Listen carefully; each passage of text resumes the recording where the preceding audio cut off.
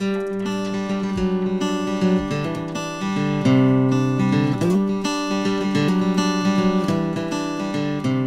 good evening to everyone that is joining us for today's conversation as we do our last highlight of Best of 2020 episodes, where we go back, look at the series, and pick out highlights from the 2020 episodes of Hot Topics. And today we're going to be looking at the Privilege series. Now, this is one of the first topics that we engaged in, one of the first series, which was really exciting because these are things we should be speaking about as a community, where these are things we should be speaking about as Christians. Jesus, in actual fact, spends a lot of his time engaging issues of social justice importance.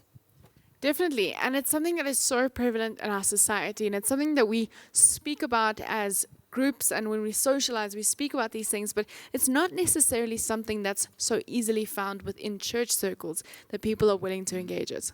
And in this series, we help ourselves as a community. We try to get the community to engage in these topics by covering various forms of privilege. We look at male privilege, heterosexual privilege, we look at white privilege, and we try to just gather everyone around the different forms of privilege that are prevalent in South Africa, but with the heart, or rather the heart behind it, is to get people to start speaking about issues of privilege, but also to get people to understand how they contribute to inequality through their silence, but also through some of their decisions, uninformed decisions, I would rather say. And so do check out the intro to the Privilege series. I was going through a whole bunch of different definitions, and I saved a few. And the first of privilege is a special right, advantage, or immunity granted or available only to a particular person or group. And then I saw this thing that said, which word is similar to privilege, right? And it is advantage. Like there's this, the thing with privilege is that we have an advantage, whether it's male privilege, whether it's white privilege. The truth is that there's an advantage, and with an advantage, it means an advantage over someone else, an advantage over a race, over a sex, over a sexuality, and I think that is what I'm most excited about getting into. I think it's so easy to say that, there is privilege, but then not to always acknowledge the times that there is privilege or are privilege. And I've certainly too often allowed myself to be propelled forward because of privilege, and actually put it in the back of my mind and said, oh, it's okay, it is because I'm talented, it is because I'm gifted, but actually it's just because I'm more seen. I've been afforded so many opportunities to preach, not just in a Gracepoint context, but in different places. And I know for a fact that there's a black person, a black woman, who can preach 10 times better than me and who's 10 times more qualified than me. But because I'm more seen, I get the role or the advantage to speak or to lead or to do anything. And I messaged a friend the other day in light of this George Floyd thing, one of my black friends, and I said, what can I do? What can I do differently? And then someone said to me that black people can't be white people's therapists. We can't go to black people expecting them to make us feel better or to give us these tools and these trainings. But she did say to me, she said, Rebecca, and she was so gracious in it, she said, it means stepping aside when an opportunity is afforded to you that you know a black person can do better. And being able to step aside and say, no, I don't want to do this. But actually, Rebecca, that's a very critical point that I want to save towards the end, because I think it speaks into what a lot of people ask after we've had these conversations. What do I do with privilege? Yeah. Because that's where I really would want to leave this conversation. But I really want to go back to what you mentioned in terms of advantage. I know a lot of people who struggle with the whole concept to say there's earned advantage. I saw my parents work hard, but you want to call it privilege. And in many of the conversations I've had while preparing for this, in order to get other people's views, one of the points that keeps on coming up is earned advantage versus privilege. You know, and yesterday while reading this one article that honestly maybe helped me get somewhere in terms of understanding that, not that I've exhausted the concept at all, there's still much more for me to learn, is they said the difference between the two is that one, with earned advantage, it has its limits. If I work hard to do something, you know, it has its limits. It's not this wild card that can grant me access to anything and everything. Yeah. And then it goes on to say, but with privilege, when I've got privilege because I'm a male, when I've got privilege because of my race, when I've got privilege because I'm a South African citizen, you name it, what it does is that it gives me this wild card that can be used anywhere and everywhere. A typical example is you and I can walk in a township together. And you and I can walk, let's not say a township, let's say in the world generally. Yeah. A person of another color will possess much more authority than I would. A person of another color or of another white? race. A white person Yeah. would command much more respect than I would, much more authority. I have to work extra hard. Yeah. You know, if you and I had to go to a place where masculinity is the order of the day. So anyway. Anyway, I would command much more authority than you or else. That is a reality. You know, so that's not earned privilege. That comes because I'm a male, you know. And I've always had this struggle, man. I don't know about you guys, but I've always had this struggle with earned advantage and privilege, even in conversation with friends. I think like the lines are very blurred between the two. Amazing. And so, as we continue with the privilege conversation, I would imagine you've got a lot of questions. You're really curious to hear what is coming up. Do stay on with us as we continue to unpack the different forms of privilege. So one of the aspects of privilege that we looked at in this series was male privilege. And now that was quite a heated topic as we had lots of different thoughts and opinions on it. And that's the thing of privilege is we find ourselves on very different sides of the debate and in different aspects. We get hooked and caught in those aspects. This topic was really interesting for me because I found that it doesn't necessarily, privilege or male privilege doesn't necessarily only speak to a personal decision and consequence. Yes, there's aspects where we can use our male privilege, for example, to benefit ourselves, but there is also a greater system which enables male privilege to continue to happen. And so we find that that is just a big part of this conversation. Absolutely, Ilse. This is such a nuanced topic because along with the idea of male privilege is the reality that males are attached to the struggle of women, you know, but also there's other stuff like race has a huge impact on the idea of male privilege because as we argued in that particular conversation that white male privilege and black male privilege are not the same thing. These are two different things. And so it's such a nuanced topic. Exactly. And we looked at, you know, we can't use the idea of male privilege or this term of male privilege as a blanket statement for every form of injustice against women because there are different forms of male privilege and also how we find people's experience with male privilege. One of the things that our guests highlighted for me in this episode was the idea of how as a society we've always raised people up to accept the status quo. How we raise little girls and little boys into specific roles and how that enables privilege and detriment on either side of the discussion. And so that was really, really interesting for me. So let's have a look at what this topic was all about and what we had to say. So I'm just going to give, when I hear that, just maybe what I understand from it, then we can go around and maybe speak of that. When I think of male privilege and when I think of the female body, I don't go immediately to the hunter and gathering, how women stayed behind, men went out to find food. I don't immediately think about the fact that women didn't have the right to vote for so long. I don't immediately think of the fact that women earn less than men. I think of more of the microaggressions. You know, Ilse and I were just talking about how someone will say, oh my goodness, you fight like a girl. Or someone will be like, that's so girly, as an insult. Where actually a woman's body is used as an insult and not as a compliment. I was reading this article on money on Monday with Hloni. We hold a book club light and someone called this lady a feminist, and she turned around and said, but it wasn't a compliment. It's a dirty word, and a lot of the time female attributions are actually used to tear people down.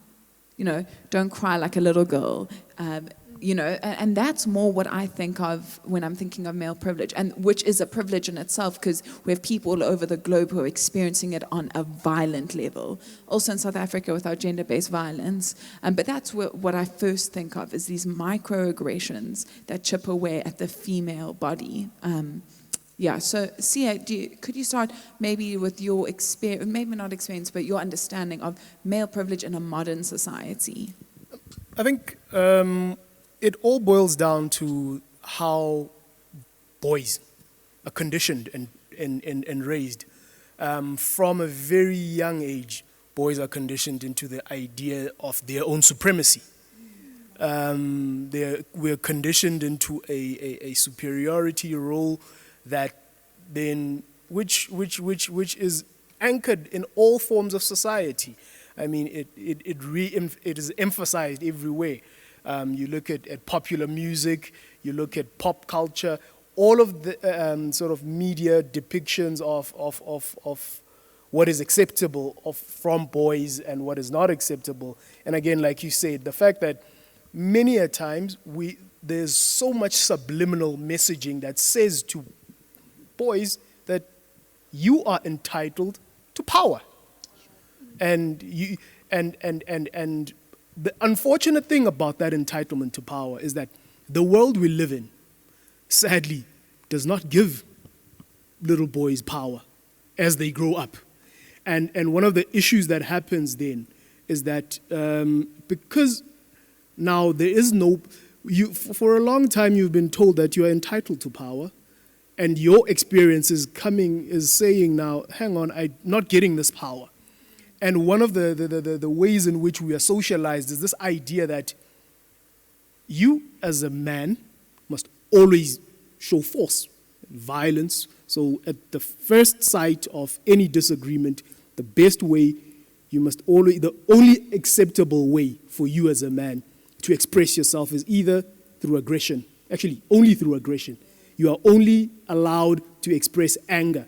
So when that kind of a boy who's been socialized into privilege, into expecting that he must be powerful, and comes into a corporate world, it comes into a world that says, you're not special. There's resistance immediately. And the only tool that boy has is aggression, because it's the only socialized form it's the only acceptable form of the male emotion. You cannot show any other form of emotion as a man. It's the only, so aggression and anger are the only things that we can say, that's okay. And what do we call it when a man is angry at a meeting? We say he's passionate. He's not just being cynical. He's not being crazy. No, he's a passionate guy. I think for me, Rebecca, and thanks for that, Sia.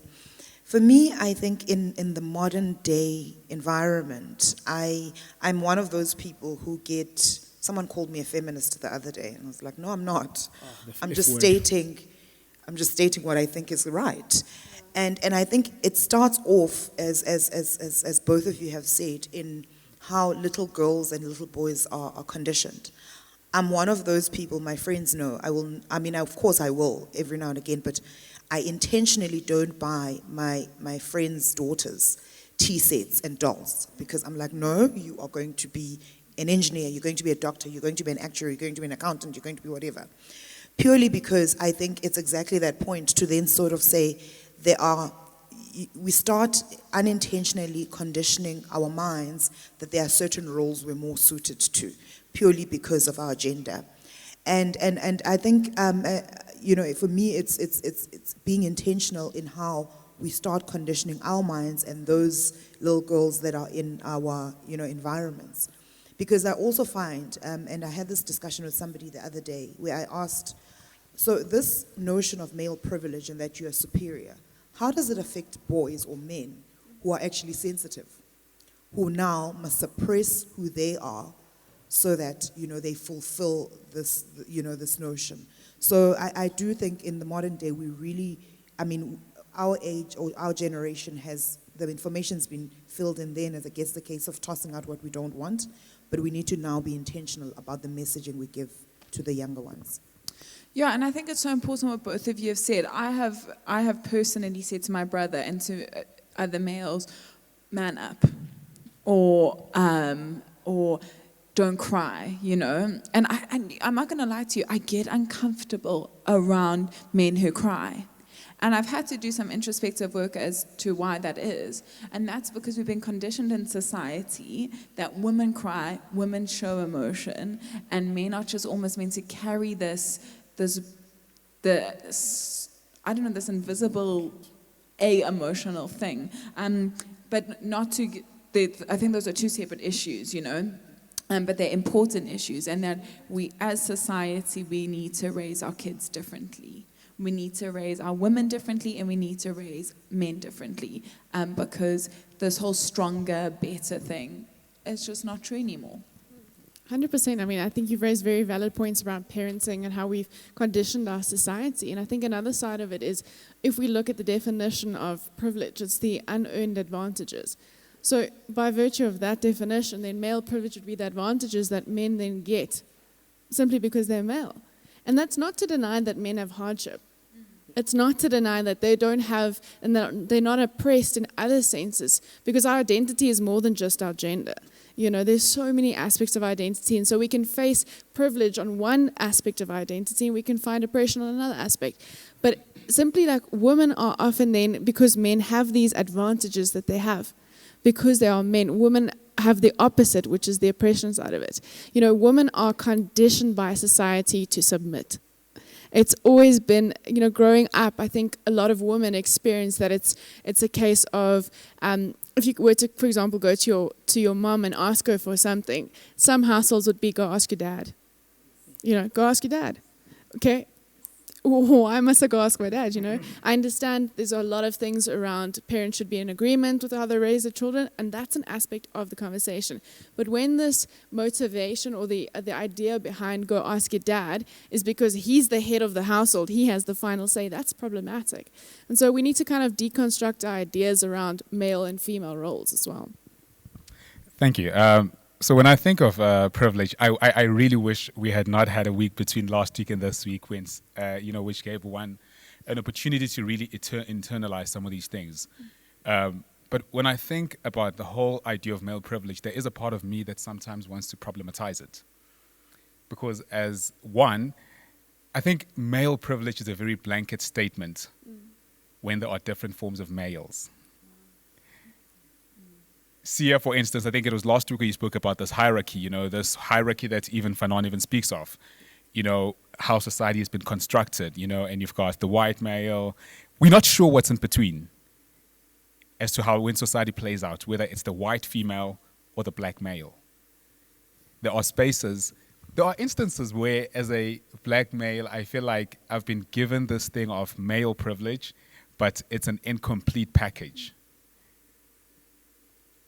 I'm meant to have it. I'm expected to have it, but I do not always have I do not always have access to some of the tools that are meant to come with it. A typical example: go ask your dad. There are households where it's irrelevant. It's an irrelevant statement because you can't ask your dad because your dad does not even have the financial power to give a yes or a no. But I think on that, you speak about something very important, about the incomplete package that you've been handed. Now put yourself in my shoes. There is no package. Absolutely. There is no package. And I laughed the other day. I had to get a delivery from something I'd ordered. And I can't remember how we ended up here. And the gentleman ended up asking, so are you going to sign for it? Is your husband going to? And I'm like, what? So you speak about incomplete privilege. As a black woman, I find that I find myself having to fight for every space I occupy. And even when I'm not fighting, so Rebecca and I could walk in here and we are passionate about the same thing. And it's okay where she's concerned, but where I'm concerned, I'm just seen like as, a ball in a china shop because whatever I say is almost perceived as me being defensive and fighting, even when I'm not. And I think sorry, Hloni, I think just to add on this quickly, I speak of like me being an oppressor too lightly, actually. Because the truth is, it's not like I am just a little bit oppressed less than you, less than you, sorry.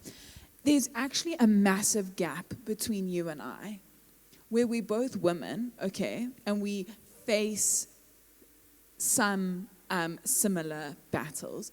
What a great topic. Indeed. And so as we continue from male privilege, we then looked at white privilege. And what is white privilege? I'm sure you've heard this. And I'm sure someone sitting at home right now is like, I'm sick and tired of hearing about this. But I really would encourage you to check it out, because the idea behind it is not necessarily to condemn people, but to bring our privilege to the light so that we can understand the ripple effects of our privilege and how it causes for other people to be disadvantaged. And so as we look at white privilege, we looked at various things. We looked at the pyramid in society, how society has been constructed. I found it so interesting reading one book who says there is a sense in which the pyramid of hierarchy that we see, the hierarchy that are informed by this pyramid that has been forced into society, where it is white male, white female, black female, is also evident in how our townships have been located. You know, when you look at the fact that you've got a city, you've got a suburb, and then you've got a township. That's just how much this pyramid is prevalent in society. I think for this topic, there was definitely a greater sense of awareness that came about for all of us, those that watched it at the time that it aired, but even those of us that were part of this conversation. Often we find these issues in society without actually being aware of it. We either continue to perpetuate injustice through the systems that enable us these unearned benefits that we either have or do not have. But we sometimes find ourselves at this place where we don't do something about it because we're not aware of it.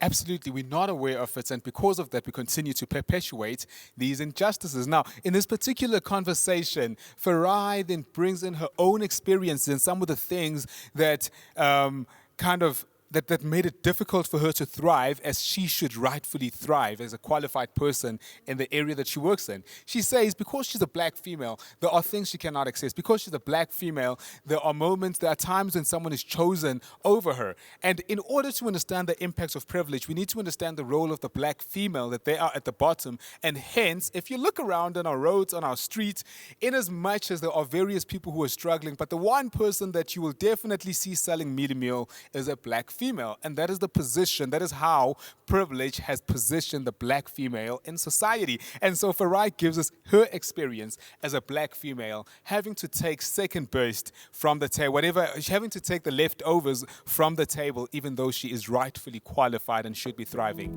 in the area that she works in. Hi everyone, my name is Farai. I'm very happy to be here, to be having this conversation. I think we need to normalize such conversations in churches. I think what's great is that my experience at Gracepoint has been one where we do discuss such matters, but I think we need to discuss them more often, and I'm glad that we've got this platform. So I work in the NGO space, and it's really interesting because you would think that from moving from a corporate environment to an NGO environment, you experience these oppressions a lot less, but they're there just as much.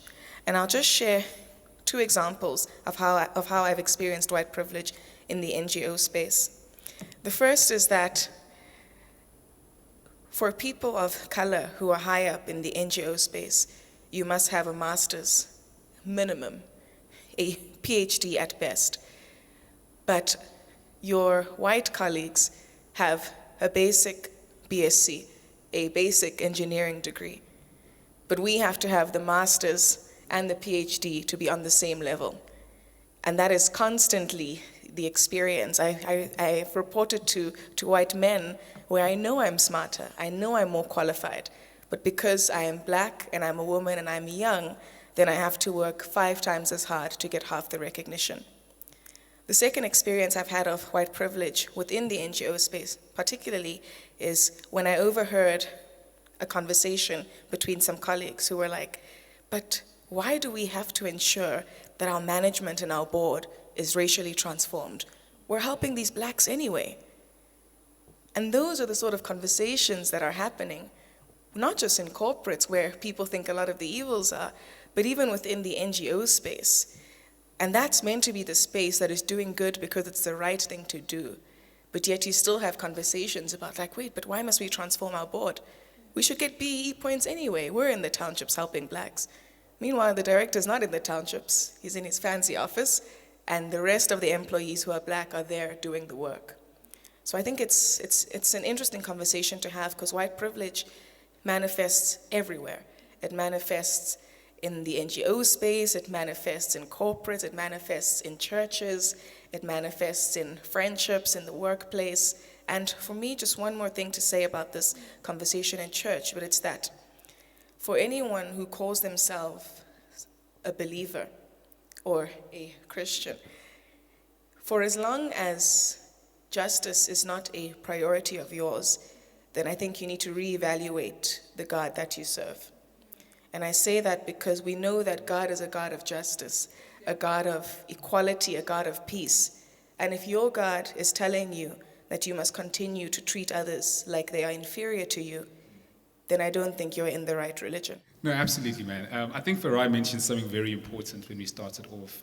You said if you are a Christian and you are okay with the idea of, is it 5 centuries of inequality where black people have been dehumanized so that we can create a structure where white privilege is a reality, 500 centuries.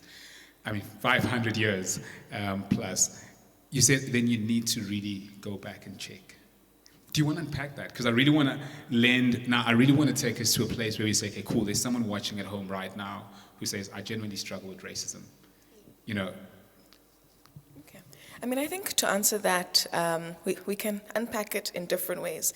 The first, I think, is for us to revisit the definition that was given about white privilege, right? And that is where you are able to experience different benefits as a result of your race and an unequal society. And I think the first thing we need to recognize today is that for any person that is watching and saying white privilege doesn't exist, it does. And I'll just give you a few examples now and then link it back to Christianity and religion and belief. White privilege is when you go for a job interview, knowing that the contact to arrange the interview for you has already got that job secured. White privilege is going to a braai and saying, yo guys, I'm unemployed. And someone being like, don't worry, but I've got you. White privilege is applying for university because you can. Because that 100 Rand, 200 Rand application fee means nothing for you. Because it's expected, it's the norm. Your brother went to university, your cousin went to university, your parents went to university, so you are expected to go as well. White privilege is walking into Edgar's and not being followed around with the suspicion that you're going to steal something. White privilege is walking out and not having your bag checked. And I've said it to security guards before. Why did you not check that woman's bag, but you're checking my bag? I'm like, no, ma'am, it's the protocol.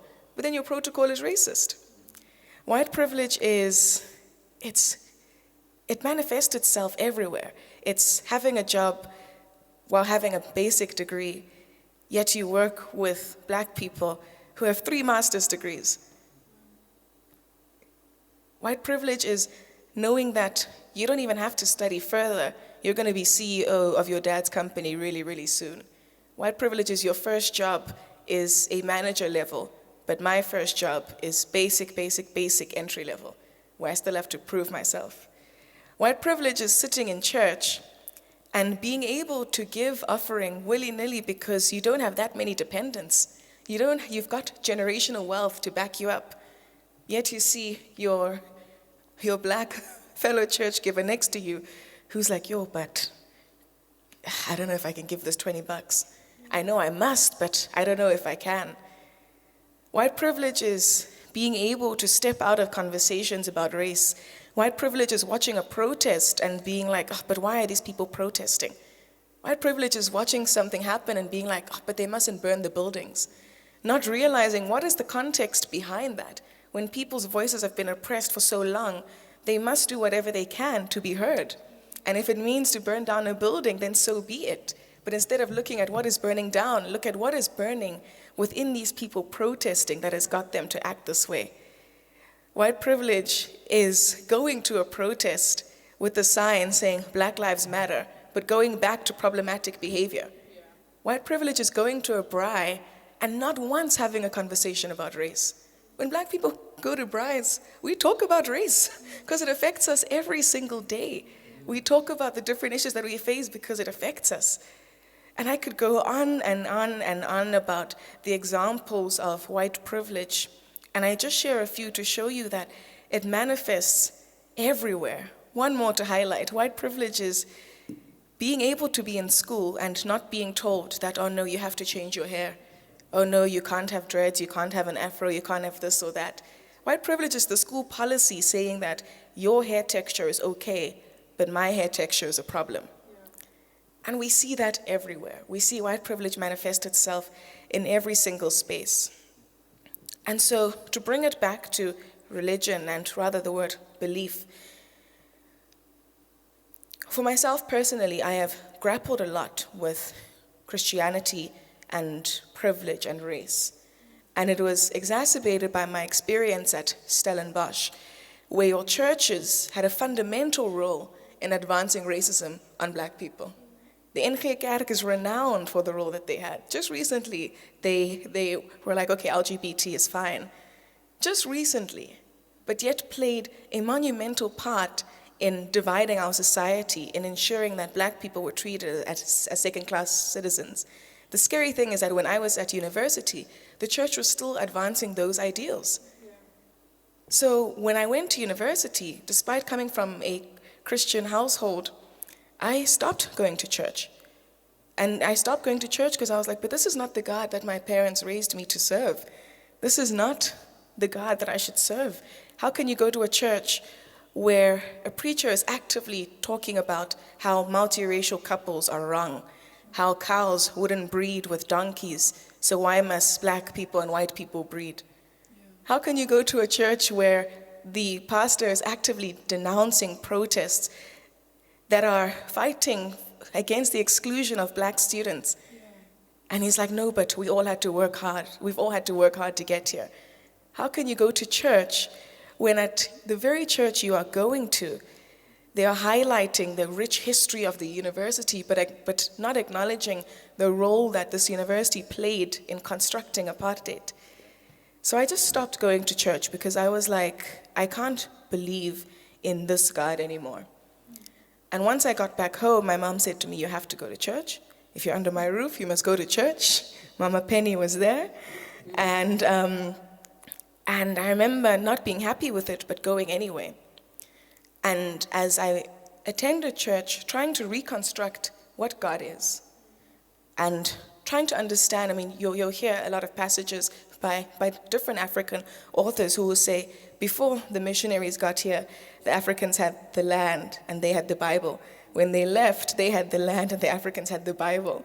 So you hear all of these, and you read about how Christianity itself has often always been constructed against Black people to succeed. But as I've done my own introspections, I try to look into, who is God? What is God? And for me, God is a God of love. I like to say, she is a God of mercy, a God of equality, a God of humanity. Now, if that is who God is, and that is the God that I accept, when I come to church, I should be able to engage with different people. We were able to see each other as human beings. We're able to acknowledge one another's struggles, to understand one another.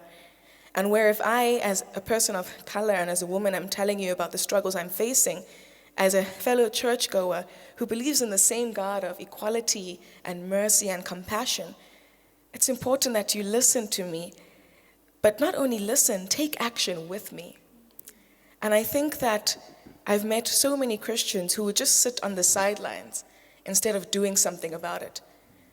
And to those who do that, then we're not serving the same God, firstly. Secondly, then you are just as bad as the perpetrator.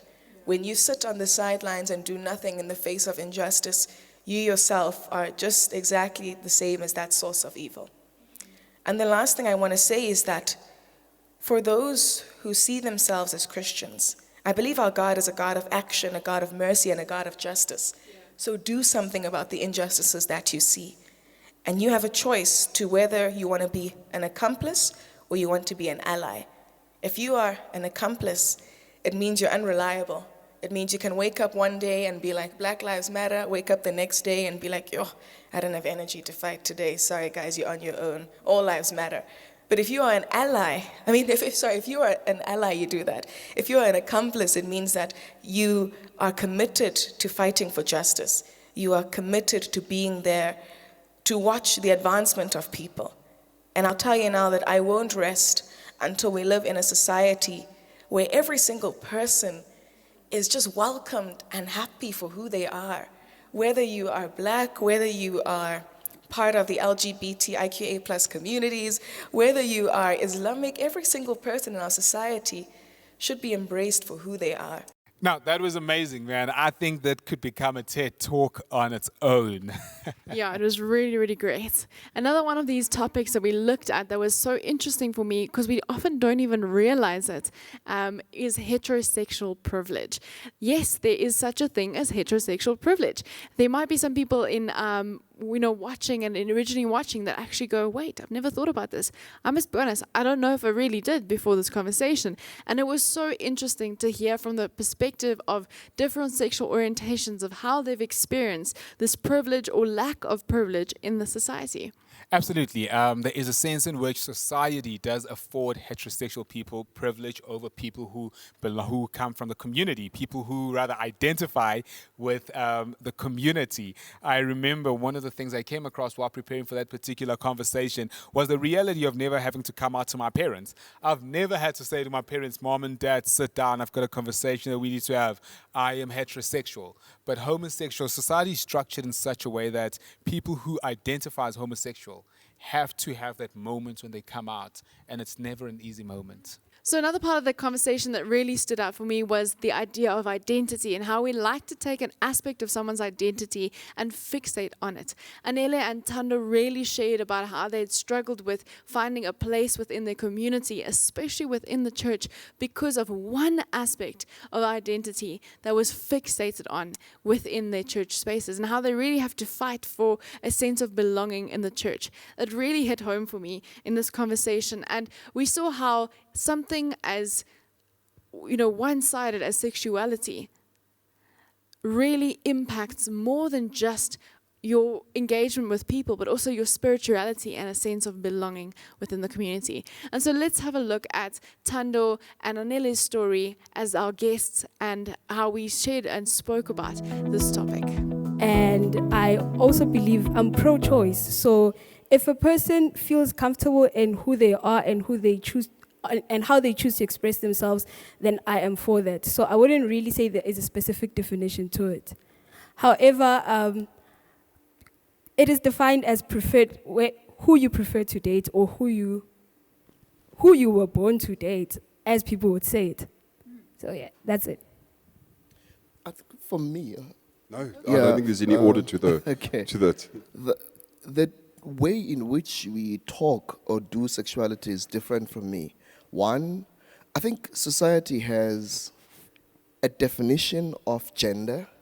Again, the framework is that stems from heterosexual privilege, which then suggests that there is binaries, there's a male and a female, a girl and a boy. So our framework of thinking about gender stems from that. Now, sexuality then gets convoluted into all of this because we don't have a languaging that is appropriate, that is not within the framework of what we know already of this and that. And again, when society speaks of sexuality, in their minds, they speak of sex. And again, going back to a female or a male, they don't think of all of these specific nuances now of homosexuality, bisexuality, and all of these other kind of entities. So now, if you think about human sexuality as a broad definition, it accommodates the reality of sexualities, but not one form of sexuality. But what heterosexual lenses and scripts give us is that this is it, and if you do not subscribe to this, then it means you are wrong. Hence now we've got a subcategory of homosexuality because it actually protests the whole understanding of what we know of homosexuality or heterosexuality. So if again you come to church has got only one script, that of heterosexuality. Hence, again, today we would not be talking about it if there was not that dominant narrative of what the Bible prescribes, that of Adam and Eve, not Adam and Adam, not Eve and Eve, right? So, and probably Gabriel will actually touch on that. But there are different forms and groups in society that have different definitions of what we mean and what we talk about sexuality or human sexuality. But for me, as a gay man, I believe sexuality is not only about who am I attracted to, why am I attracted to that person, but it's about my being. And I've kind of corrected people lately when they say, that gay guy, or that lesbian girl, or that trans woman, or that trans man. I always say, it's better to say, Anele, who is gay, right? Instead of, because by doing that, by putting my being of how I related sexually or in terms of my sexual orientation, you're actually undermining my existence in the room. So if you then say, Anele, who is gay, then I'm happy with that. And that's my understanding of it. But again, for us to have a broad, uniform definition, it's very difficult. And again, it's cultural, and it's political, and it's context specific. How we talk about our sexual orientation as queer people is different from how heterosexual people talk about it. So that's my view around this whole thing. Thanks, Danele. I think you've highlighted a really important point for me personally, and that just my understanding of identity and sexuality, that, identity is a very complex thing. It's very easy to simplify it and say, my identity is this and this and this, but I think sexuality is a part of identity. It's not the sole factor that informs one's identity. My understanding of sexuality is that it's something that's discovered and not necessarily chosen. And I think that's a position that's been quite debated within the church circles, whether it is in fact, it's just I wake up one day and I've decided I'm going to be this, or if it's discovered over encounters and experiences relating to people and society. I think for myself in that, I think I would agree with you, Tando, is that I would not want to see myself in any fixed label of sexuality at all. And so I don't ascribe to being either heterosexual or homosexual, and I think, so and I'll tell you why, because to your point, Anela, is that why do we say my black neighbor or my white neighbor? Why do we do that? Is it not just our neighbor? So why does it have to be gay Anele or Anele who's gay? Why can we not just talk about, let's just talk about Tando, We don't say that, I don't say Hloni the heterosexual, I don't, but now all of a sudden we feel that we have to label, and I think the labeling becomes an issue, So back to the sexuality thing, is that, and I know there's nothing, for me personally, when someone says I don't see color, I've got a problem with that, because I think we do see color. And that's okay, it's okay to see color, because we identify a person, and it's not that that's the overriding thing. You are who you are, it's not because you're black, but you are. But this thing of not seeing color just doesn't make sense, it just underwrites a whole thing. But I go back to Paul, when Paul says there's no male or female, slave or free. So even in Paul's understanding, although we can debate some of his teachings later on, sure. But in one moment, Paul does say there is neither male nor female. So if you take it back to Adam and Eve, well, Adam, in fact, we understand Adam in the male form. But actually, if you take the contrast between Genesis 1 and Genesis 2, it's very different. Adam is actually not seen just in a male form at all, But it's our understanding of how we like to label people. Male, female, gay, queer, heterosexual. And so for me personally, from a sexuality perspective, I think that sometimes, and you spoke about the chromosomes, I think that sometimes I'm more one than the other in a sense, and what does that mean?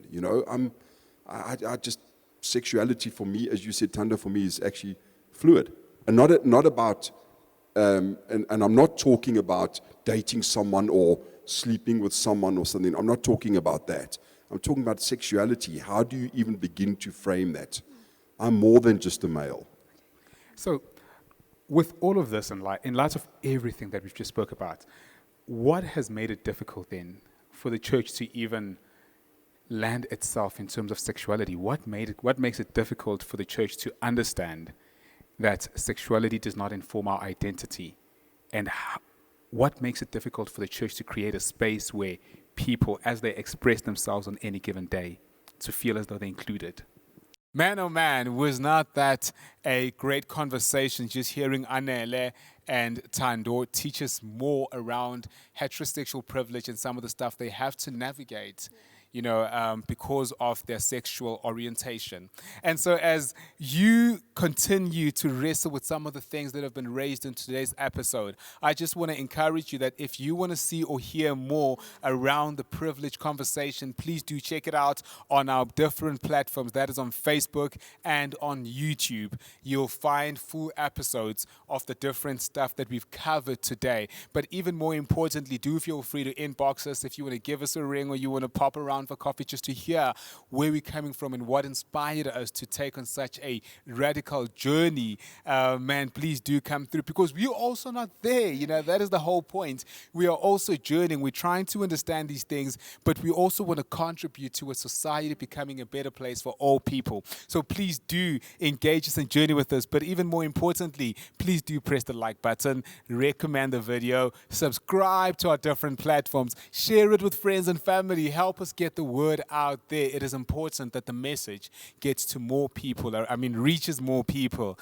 We would love for the message to reach more people. And that's it from us tonight. But before we leave you, we just want to draw your attention to our new series. We're going to be premiering a new series next week. Please do join us for this journey. I think it's going to be amazing. And so please have a look again at these episodes if this was something that you want to have a look at again. And we would love to see you again next week. So lots of good things for you this week, and we hope that you have a really, really great week until we join it again next week.